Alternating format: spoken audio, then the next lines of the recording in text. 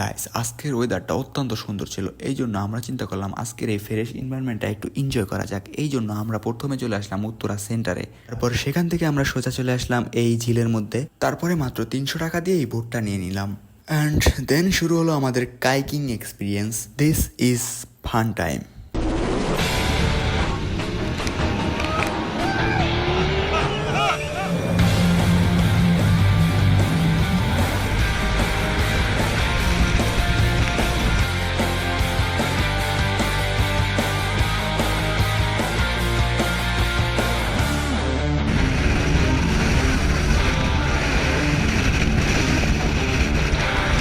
আমি যে এত ভালো বোট চালাইতে পারি এইখানে না আসলে আমি হয়তো জানতেও পারতাম না।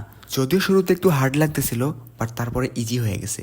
তো আজকে এত সুন্দর একটা ওয়েদারের সাথে এত সুন্দর একটা বোট রাইড আমার জন্য সত্যি অসাধারণ একটা এক্সপিরিয়েন্স ছিল।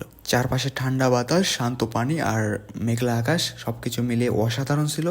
মনে হইতেছিল যে শহরের মাঝখানে ছোট্ট একটা নদী।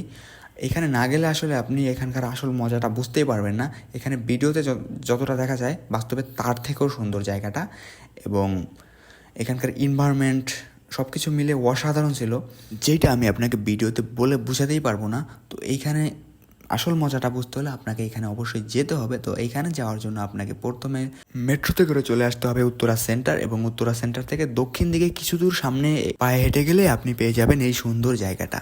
তো কাইকিং শেষ করে আমরা আশেপাশে হাঁটাহাঁটি করতেছিলাম, কিছু সিনেমেটিক শর্টস নিলাম, আর হনেস্টলি বলতে গেলে ছোট ছোট মুহূর্তগুলো লাইফকে মেমোরেবল করে তোলে। তারপর চলে গেলাম মেট্রো রেল স্টেশনের দিকে, এবং এইখানে এসেও শর্টস ভিডিওর জন্য কিছু শ্যুট নিয়ে নিলাম।